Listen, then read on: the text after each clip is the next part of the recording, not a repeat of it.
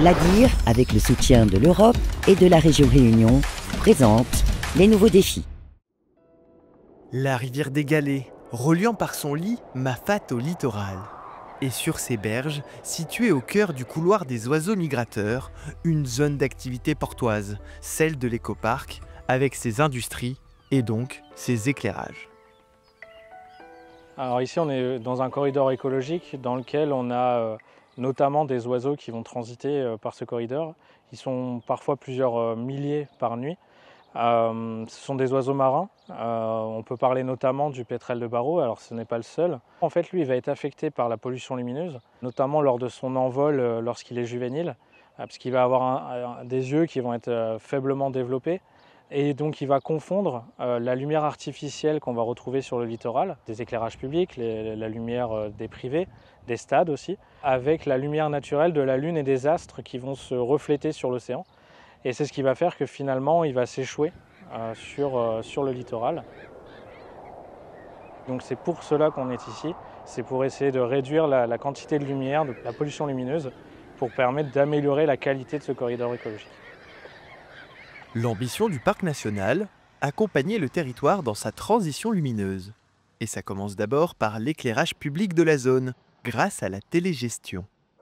FR. Hop, je me mets dessus. Ici, on voit toutes les armoires électriques gérées par le TCO avec ce système. Les armoires, c'est un petit peu comme le bouton on-off de l'éclairage public. On a tenu compte tout d'abord des préconisations du parc national par rapport au corridor écologique. Donc on a travaillé avec du 2200 Kelvin, lumière très orange. Ensuite, on est sur une zone industrielle. Donc on a opté pour la solution pour une commande à l'armoire. C'est l'armoire qui va commander à distance l'allumage et l'extinction de l'ensemble des points lumineux de la zone. Sur la zone de l'écoparc, le TCO a opté pour une solution expérimentale et pourtant invisible à l'œil nu. Il a réduit de 50% la luminosité de ses lampadaires chaque nuit de 22h à 5h du matin.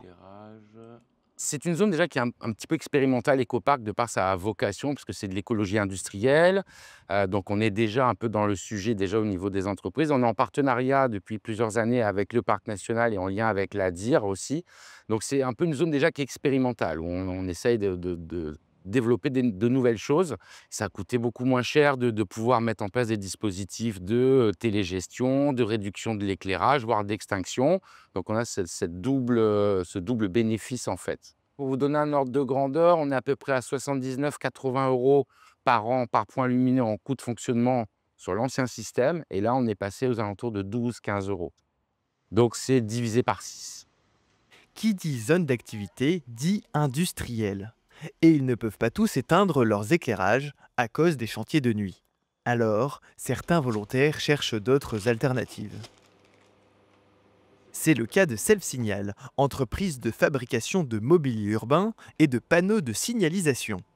Elle a conçu sa propre solution pour réduire la lumière bleue à l'origine de la pollution lumineuse. On s'est dit comment on va essayer, à moindre coût, de trouver une solution pertinente. Tout simplement, on a pris du plexiglas, on a collé un film spécifique à la signalisation routière. Donc on a essayé et effectivement on s'est aperçu que tout le spectre de lumière bleue qui gênait les pétrels pouvait être complètement atténué. La lumière bleue avait disparu et les pétrels ne s'en portaient que mieux. Quant à cet autre industriel, il a choisi, lui, de se tourner vers une solution encore moins coûteuse. En réfléchissant, je me suis dit qu'il fallait faire la même chose que dans les vitraux d'église. En papeterie, j'ai réussi à mettre la main sur les 3 seuls échantillons qu'on avait à La Réunion de peinture paprika, donc le plus rouge qu'il puisse y avoir. Et il a fallu définir le nombre de couches à apposer pour avoir un impact neutre sur l'environnement, la nuit en tout cas. Coût de l'opération par projecteur, 16,45 € la vitre et la peinture, 8 € le pot. Et ça nous a permis de faire les 8 projecteurs de l'usine et il en reste. Donc on est à l'unité autour des 17 € par projecteur. Parce qu'on a des gros projets. À la nuit tombée, on retrouve Anthony Dofal. Il arpente les allées de la zone d'activité. Objectif, contrôler chaque éclairage du projet pilote. Je me mets en fait au droit du projecteur pour prendre la mesure là où on a le maximum de lumière émise. Voilà, donc là j'ai déjà le résultat. Donc on a une température de couleur de 2200 Kelvin, donc c'est-à-dire que c'est ce qu'on recherchait en fait. Donc on a très peu d'impact sur l'environnement avec une température de couleur de ce niveau-là. Donc là par exemple on a le spectre. Je suis satisfait, l'entreprise est satisfaite et l'environnement nous remercie pour ce geste. Une fois toutes les mesures prises, il les analyse et les présente ensuite aux industriels qui participent au dispositif. Là sur la photo, vous avez donc à droite un projecteur LED filtré, à gauche un projecteur non filtré.